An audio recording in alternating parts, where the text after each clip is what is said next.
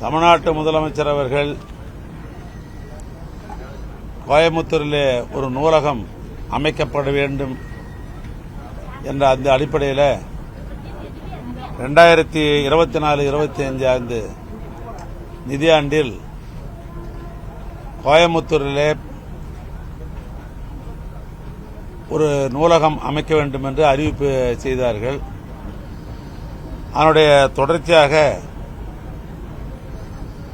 கோயம்புத்தூருக்கே நேரடியாக வந்து அவர்கள் அதற்காக அடிக்கல் நாட்டப்பட்டது. அடிக்கல் நாட்டப்பட்டு 6/11/2024 அடிக்கல் நாட்டப்பட்டு பணிகளும் அன்றையிலிருந்து தொடங்கப்பட்டது.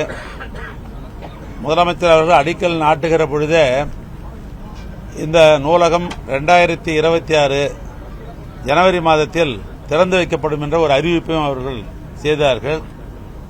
அந்த அறிவிப்பை நாங்கள் ஏற்றுக்கொண்டு துறையின் சார்பாக, குறிப்பாக பொதுப்பணித்துறையின் சார்பாக அதற்காக திட்டங்கள்லாம் தீட்டப்பட்டு ஒரு புரோகிராம் லிஸ்ட் போட்டு ஒரு மாதத்திலும் அந்த பணிகள் இலக்கு அமைத்துக் கொண்டு பணிகள் ஆற்றினால்தான் அந்த குறிப்பிட்ட காலகட்டத்திலே அதை செய்து முடிக்க முடியும் என்ற அடிப்படையில் பொதுப்பணித்துறையின் சார்பாக பணிகளை நாங்கள் தொடங்கினோம். இந்த லைப்ரரியை பொறுத்தளவுக்கு 300 கோடி ரூபாய் இதனுடைய திட்ட மதிப்பீடு. அதில் கட்டிடம் மட்டும் 250 கோடி ரூபாய். அதனில் புத்தகம் அது 45 கோடி ரூபாய்க்கு புத்தகம், 5 கோடி ரூபாய்க்கு விஞ்ஞானம் சம்பந்தப்பட்ட கணினிகள், அதற்கு 5 கோடி ரூபாய். இப்படி அந்த திட்ட மதிப்பீட்டில் தான் பணிகள் நடைபெற்றுக் கொண்டிருக்கிறது. தரத்தனம் அல்லாமல் 7 தளங்களை கொண்டது இந்த கட்டிடம். ஏறத்தாழ இந்த கட்டிடத்தில் 1 லட்சம் புத்தகங்கள் இதில் வைப்பதற்கு வாய்ப்பு இருக்கிறது. அதனில் 4 இடத்துல லிப்ட் பொறுத்து இருக்கிறோம். தரைத்தளம் மற்றும் முதல் தளத்திற்கு எஸ்கலேட்டர் மூலமாக நேரடியாக செல்வதற்கும் இதில் வாய்ப்பு உண்டு. அதனில் இங்கே கார்னர்லாம் நிறுத்துறதுக்கு வேண்டிய ஏற்பாடுகளையும் இதில் நாங்கள் செய்திருக்கிறோம். எனவே அந்த பணிகள் இப்பொழுது நடைபெற்றுக் கொண்டிருக்கிறது. நான் எங்களுடைய துறைக்கு அமைச்சர் என்கிற முறையிலும் எங்களுடைய துறையினுடைய செயலாளர் அவர்களும் மாதம் நாங்கள் ஆய்வை மேற்கொள்வோம். எந்த இலக்கை வைத்துக் கொண்டு ஏற்கனவே மைல்ஸ்டோன் ஒரு புரோகிராம் லிஸ்ட் போட்டீங்களோ அந்தந்த மாதத்தில் அந்தந்த பணிகள் நடைபெற வேண்டும் என்று நான் ஆணையிட்டிருந்தேன். எனவே அது இந்த ஜனவரி மாதத்தை பொறுத்தளவுக்கு அந்த பணிகள் நடைபெற்றிருக்கிறதா என்று பார்ப்பதற்காக நான் வந்தேன். நான் எண்ணியதை போல ஜனவரி மாதம் என்ன கட்ட முடியுமோ அதை கட்டியிருக்கிறாங்க. இதே மாதிரி மாதம் அந்தந்த மாதத்திற்கு அந்த கட்டடத்தினுடைய இலக்கு போய் சேர்ந்தாதான் முதலமைச்சர் சொன்ன இந்த ஜனவரி மாதம் எங்களால் 26 திறக்க முடியும். அதனால் தொடர்ந்து இங்கே மண்டல இது அலுவலகம் இருக்கிறது. அதனால் மண்டலத்துடைய தலைமை பொறியாளர் இங்கே இருக்கிறார், ஒரு சீஃப் இன்ஜினியர் இருக்கிறார். அவர் தொடர்ந்து இந்த பணிகளை இங்கே வந்து அவரும் கண்காணிக்கிறார். மாதம் நானும் எங்களுடைய துறையினுடைய செயலாளர் அவர்களும் இந்த பணியை நாங்கள் ஆய்வு மேற்கொள்வோம். இப்ப அடிப்படை பணிகள் நடைபெற்றுக் கொண்டிருக்கிறது. அதாவது பவுண்டேஷன். இந்த அடிப்படை பவுண்டேஷன்ல என்னெல்லாம் முக்கியமானதுன்னு சொன்னாக்கா, சாயில் டெஸ்ட் முக்கியம். மண் பரிசோதனை, சாயில் டெஸ்ட் அது முறையாக செய்திருக்கிறதா என்பதை இங்கே எப்பொழுதும் பொதுப்பணித்துறையில் வந்து ஒரு கட்டடம் கட்டுறாங்கன்னு சொன்னாக்கா பக்கத்திலே அது வந்து லேப், அதாவது ஆய்வகம் வைக்க சொல்லுவேன்.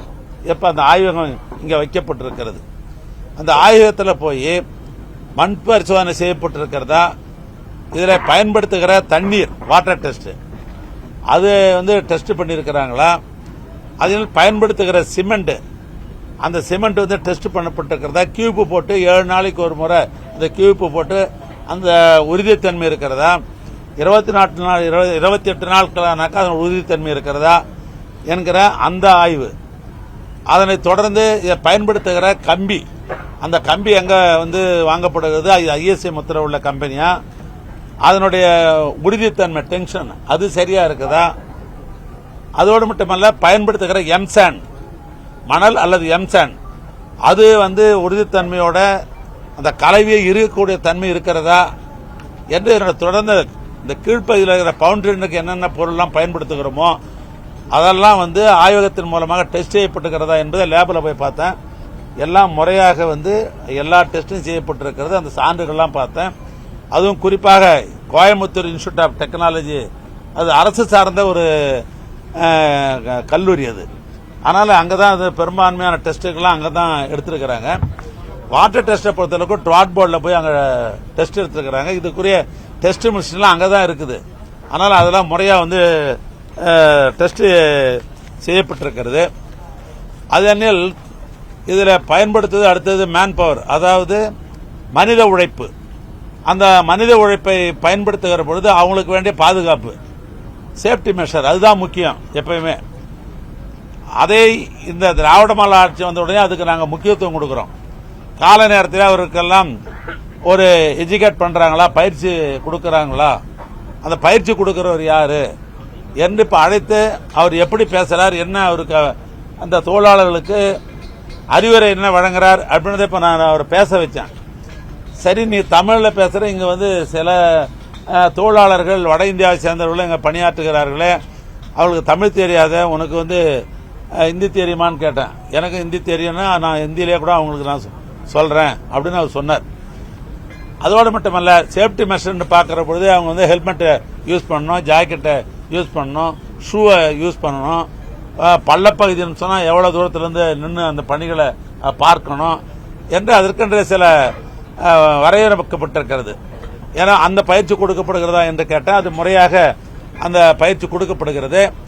அது ஒப்பந்ததாரர் மூலமாக கொடுக்கப்பட்டாலும் கூட பொதுப்பணித்துறையின் சார்பாக ஒரு உதவி பொறியாளர் அன்றாடம் அந்த பயிற்சி கொடுப்பதை நீங்க இப்ப இருக்கிற நவீன இந்த தொழில்நுட்பத்தை பயன்படுத்தி நீங்க அது படமாக எடுத்து சம்பந்தப்பட்ட மண்டல தலைமை பொறியாளருக்கு நீங்க தினமும் அனுப்பணும் அதை என்று நான் அதையும் ஆணையிட்டிருக்கிறேன்.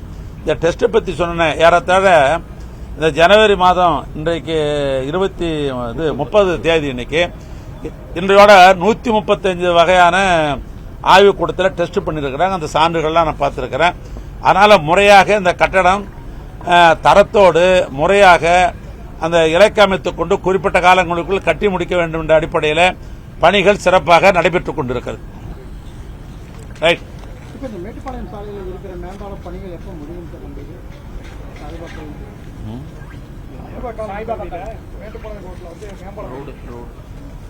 நாங்கள் விரைந்து அந்த குறிப்பிட்ட காலகட்டத்தை முடிக்க வேண்டும் என்று தான் நாங்கள் ஒப்பந்தம் சொல்றோம். இன்னும் சொல்லப்போனா ஏற்கனவே காலதாமதமானது. ஏற்கனவே ஒரு முறை அது டெண்டர்லாம் விடப்பட்டு போய் இடையில நிறுத்தப்பட்டு மெட்ரோ ட்ரெயினும் போற காரணத்தால் நீங்க பாலத்தையே கட்டக்கூடாது என்ற ஒரு சூழ்நிலை ஏற்பட்டு அதில் இருவேறு கருத்துக்கள் இந்த கோயம்புத்தூர் இருப்பவர்கள்லாம் சொல்லப்பட்டு அப்பொழுது நான் மாவட்ட ஆட்சித்தலைவர் அழைத்து மாவட்ட ஆட்சித்தலைவர் மூலமாக நேரடியாக பொதுமக்களத்தில் அவருடைய கோரிக்கை என்ன என்று கேட்கிற பொழுது பெரும்பான்மையான மக்கள் இல்ல முதல்ல எங்களுக்கு பாலம் கட்டுங்க, மெட்ரோ ட்ரெயின் வரது பின்னால் பார்க்கலாம் அப்படின்னு கொடுத்த அந்த அடிப்படையில் தான் மீண்டும் டெண்டர் கோரப்பட்டு அந்த பணிகள் நடைபெற்றுக் கொண்டிருக்கிறது. நான் மாதம் நெடுஞ்சாலைத்துறையை பொறுத்தளவுக்கு முக்கியமான ஐகானிக் இது போன்ற பாலங்கள்லாம் கட்டுகிற பணியை சென்னையில் என்னுடைய அலுவலகத்தில் இருந்து நான் மாதம் ஆய்வு செய்கிறேன். இந்த கோயம்புத்தூரில் கட்டப்படுகிற இந்த பாலம் குறித்து ஆய்வு நான் பலமுறை கேட்டிருக்கிறேன். பணிகள் நடைபெற்றுக் கொண்டிருக்கிறது. குறிப்பிட்ட காலத்தில் அது கட்டி முடிக்கப்படும்.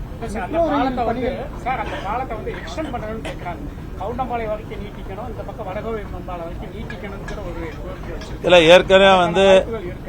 ஏற்கனவே சட்டமன்றத்திலேயே அந்த பகுதியை சேர்ந்த சட்டமன்ற உறுப்பினர் கேள்வி கேட்டார். நான் டிசைனை அனுப்புறேன், டிசைன்ல அனுப்பி அதை அமைக்கிறதன் காரணத்தால விபத்துகள் ஏற்படாது இருக்க முடியுமா? பல பாலங்கள் பாத்தீங்கன்னாக்கா டிசைன் சரியில்லாத காரணத்தால பல இடங்களில் விபத்து ஏற்படுறதுக்கு அது ஒரு காரணம். எப்பொழுதும் பாலம் இறங்கு பாலம் கொண்டு இறக்கி விட்டுரு போனாங்க, உடனே பார்த்தே பக்கத்தில் ரோடு இருக்கும், சடனா வண்டி எடுக்கிறோம், என்ன பண்ணுவோம், ரைட்ல கட் பண்ணுவான், அதனால சில ஆக்சிடென்ட் ஆயிடும். அதை நாங்கள் நெடுஞ்சாலைத்துறை என்ன பண்ணுவோம்னா பிளாக் ஸ்பாட்னு சொல்லுவோம் நாங்க. அதனால தான் சொன்ன அந்த டிசைனை நான் கூட்டு சொல்லியிருக்கிறேன். நான் அது முறையா அது நீட்டிக்கிற பொழுது எந்த விபத்து இல்லாத இருக்குமா என்ற அடிப்படையில் நான் சொல்லப்பட்டிருக்கிறது. ஏன்னா டிசைன் பார்த்துட்டு என்கிட்ட சொன்ன பாடுதான் அதை பற்றி நான் திட்ட மதிப்பெல்லாம் தயார் செய்யப்பட்டு நிதித்துறைக்கு அனுப்பி பணத்தை பெற்று நான் செய்ய முடியாது. மெட்ரோ ரயில் திட்டத்துக்காக பிப்ரவரியிலிருந்து நில எடுப்பெடுக்கிறோம். பொதுப்பணித்துறையில் என்னென்ன மாதிரி நடவடிக்கை எடுக்கப்படுகிறது? மெட்ரோ ரயிலுக்கும் பொதுப்பணித்துறைக்கும் சம்பந்தம் கிடையாது. மெட்ரோ ரயிலுக்கும் நெடுஞ்சாலைத்துறைக்கும் சம்பந்தம் உண்டு. ஏற்கனவே ஒரு முறையும் வந்து நெடுஞ்சாலைத்துறையும் மெட்ரோ அதனுடைய தனி அலுவலர் சித்திக் ஐஏஎஸ் அவரோடு நாங்கள் தொடர்பு கொண்டு எங்களுக்கு என்னென்ன சில தேவைகள் வருகிற பொழுது அவங்ககிட்ட என்ஓசி வாங்கி தான் நாங்கள் பணிகளை மேற்கொள்கிறோம். அது மாதிரி அவர்களுக்கு என்ன தேவைனாலும் நெடுஞ்சாலைத்துறை பொறுத்தளவுக்கு நாங்கள் வந்து எதையும் செய்ய தயாராக இருக்கிறோம். காரணம் ரெண்டும் தமிழக அரசு திராவிட மாடல் ஆட்சி நடத்துகிற துறை தான். அதனால அப்பப்போ அவங்களுக்கு நாங்கள் நேரடியாக உதவி செய்து கொண்டு தான் இருக்கிறோம். நெடுஞ்சாலைத்துறை பொறுத்தளவு மேம்பாலம் நீட்டிக்கிறோம்னு சொல்லி அனௌன்ஸ் பண்ணியிருக்கோம். அந்த திட்டறிக்கை தயாராகிருச்சா? இப்ப கட்டிட்டு இருக்க பாலம் எப்ப முடியும்? லேட் ஆகிட்டு இருக்கு. இந்த கட்டடத்துக்கு அடிக்கல் நாட்டு விழா வந்து நாட்டு வருகின்ற அந்த விழாவிலே தான் தமிழ்நாட்டு முதலமைச்சர் அவர்கள் அதை அறிவிப்பு செய்தார்கள். ஏன்னா இங்க இருக்கிற நம்முடைய பொறுப்பு அமைச்சர் நம்ம சகோதரர் செந்தில் பாலாஜி, அதே போன்ற முன்னாள் சட்டமன்ற உறுப்பினர் நம்முடைய கார்த்திக், இங்க இருக்கிற நகரமன்றத்தினுடைய மாநகராட்சியினுடைய உறுப்பினர் பெருமக்கள், இது அந்நில் சட்டமன்றத்திலேயே இந்த கொங்கு வேளாளர் கட்சியினுடைய தலைவர் சட்டப்பேரவை உறுப்பினர் நம்முடைய கொங்கு ஈஸ்வரன் அவர்கள் அவர் சட்டமன்றத்திலே அந்த கேள்வி எழுப்பினார். அதையெல்லாம் மனதில் வைத்துக் கொண்டுதான் முதலமைச்சர் அவர்கள் அது அந்த பாலத்தை நீட்டிப்பு தருகிறேன் என்று அறிவித்தார்கள். இப்பொழுது திட்ட மதிப்பெல்லாம் தயார் செய்யப்பட்டு இப்பொழுது வந்து அது வந்து நிதித்துறைக்கு அது போயிருக்கிறது. நிதித்துறையினுடைய இசைவு பெற்று முதலமைச்சருக்கு போய் கோப்பு கையெழுத்தான உடனேயே அதுக்கு பின்னால் தான் அந்த டெண்டர் விடப்படும். ஆனால் அது அறிவிப்போடு நிற்காது. இந்த நிதியாண்டிலே அந்த பணிகளை தொடர்வதற்குரிய சாத்தியக்கூறு இருக்கிறது. ஏற்கனவே நான் பலமுறை நான் உங்களுக்கு சொல்லியாச்சு. வர இப்ப ஏற்கனவே கட்டி கொண்டிருக்கிற அந்த பாலம் ஏப்ரல் மாதத்திற்குள் கட்டி அதை திறப்புழா செய்ய வேண்டும் என்று துறையின் சார்பாக ஒப்பந்ததாரருக்கு நான் சொன்னேன். இப்போ உங்களை சந்திக்க போறதுக்கு முன்னால் கூட நான் தொலைபேசியிலே தொடர்பு கொண்டு அவங்ககிட்ட எப்போ கட்டி முடிப்பீங்க என்று நான் சொன்னேன். இதில் காலதாமதத்துக்கு வேற ஒன்றும் காரணம் இல்லை. ஒரு டெக்கு வந்து என்னன்னு கேட்டால் நேராக இந்த ரயில்வே ட்ராக்கில் இருக்குது. அது இந்த ரயில்வே ட்ராக்கில் இருக்கிறதால ரயில்வே இன்ஜினியருங்க அவங்க ஒரு மெத்தட் வச்சிருக்கிறாங்க. ஒரே ஒருத்தர் வந்து டெஸ்ட் பண்ணிட்டு இதை கட்டுங்கன்னு சொல்ல மாட்டாங்க. அவங்களுக்கு 4 கட்டம் இருக்குது. அவங்களுக்கு அந்த 4 கட்டத்தினுடைய இன்ஜினியர்கள் வந்து இப்போ 3 கட்ட இன்ஜினியர்கள் வந்து அதை கட்டலான்னு பரிந்துரை செய்திருக்காங்க. 4வது கட்டத்திலிருந்து அந்த இன்ஜினியர் பார்த்துட்டு அதை நீங்கள் வந்து கட்டலாம் அப்படின்னு எப்போ ஒப்புதல் கொடுக்குறாங்களோ அவங்கள வைத்துக்கொண்டு அதை நாங்கள் கட்டணும். அது அந்நில் நம்ம 3 டெக்கு போட வேண்டியது இருக்குது. இதை வந்து ஒரு மாதத்துக்கு நாங்கள் ஒரிஜினலாக 4 டெக்கு போட்டுருக்குறாங்க நான் பார்த்த அளவில். அதனால் அது முடிஞ்ச உடனேயே ஏப்ரல் மாதத்தில் திறக்கக்கூடிய வாய்ப்பு இருக்கிறது. இதான் அந்த சூழ்நிலை. அதுதான் சொன்னேன். அதில் 3 இருக்குது. அந்த 3 டெக்கு போட்டு பில்லரை போட்டு போட்டுருவாங்க. அதான் ஒரு மாதத்துக்கு நாங்கள் 4 போடுறோம். நான் இப்போ சொல்லியிருக்க ஏப்ரல் மாதம் சொல்லியிருக்கிறேன். ஏப்ரல் மாதத்தில் திறக்கணுன்ற இலக்கு வைத்துக் கொண்டு தான் எங்களுடைய பொறியாளர்கள் ஒப்பந்ததாரை அழைத்து பேசி அந்த பணிகளை மேற்கொண்டு கொடுக்கிறார்கள். ரைட், நன்றி நன்றி நன்றி. 66,000 கிலோமீட்டர் சாலை தமிழ்நாட்டில் நெடுஞ்சாலைத்தில் இருக்குது. 66,000 கிலோமீட்டர் நெடுஞ்சாலைத்துறைக்கு சொந்தமான சாலை. அதை வந்து கட்டுமானம் பண்றது பராமரிக்கிறது அந்த துறையுடைய வேலை. ஒரே ஆண்டில் இவங்களை மொத்தமே எடுக்க முடியாது. சில நேரங்களில் பார்த்தா அவருடைய பீரியட் 5 வருஷம் செஞ்சாதான் நாங்களே எடுக்க முடியல. ஆடிட் அப்ஜெக்ஷன் வந்துடும் சில நேரங்களில். எங்களை பொறுத்தளவுக்கு எவைகள்லாம் அந்த மாதிரி வந்து ரிப்பேர் பண்ணணும், மெயின்டைன் பண்ணணும், பேட்ச் பண்ணணுமோ அதை பண்ணி கொண்டு தான் இருக்கிறோம். நம்ம சகோதரர் கேட்ட கேள்விக்காக நான் ஒன்று சொல்ல விரும்புகிறேன். நாங்கள் ஏற்கனவே ஓராண்டு காலத்துக்கு முன்னால் நெடுஞ்சாலைத்தை பொறுத்தளவுக்கு ஒரு ஆப், அதாவது செயலின்னு ஒன்று நாங்கள் ஆரம்பித்தோம். அதில் பல நண்பர்கள் போட்டோ எடுத்து அந்த சாலை பேர்லாம் போட்டு அனுப்பிட்டு தான் இருக்கிறாங்க. அவங்கள நாங்கள் செஞ்சுக்கிட்டு தான் இருக்கிறோம். என்கிட்ட டேட்டாவே இருக்குது, ஒரு நாளைக்கு எவ்வளோ வருது அப்படின்னு செஞ்சு தான் கொண்டு இருக்கிறோம். அது போன்ற போடுகிற போது நாங்கள் உடனே அதை நாங்கள் அட்டன் பண்ணாலும் பண்ணுறது கூடாதுன்றதுலாம் நோக்கம் இல்லை. எது சீக்கிரம் அவசரமாக செய்ய முடியுமோ, போக்குவரத்து எங்கெல்லாம் அதிகமாக இருக்கிறதோ, விபத்து எங்கே ஏற்படுமோ அதற்கெல்லாம் முன்னுரிமை கொடுத்தா அந்த அரசாங்கம் செய்து கொண்டிருக்கிறது. நீங்க சொன்னதே நான் தகவலாக எடுத்துக்கொண்டு நான் எங்களுடைய பொருளாளர் அனுப்பி நான் பார்க்கிறேன். உரிய மரியாதை செலுத்த மாட்டேங்கிறாங்க. பலமுறை முதலமைச்சர் கேட்டிருக்கேன்.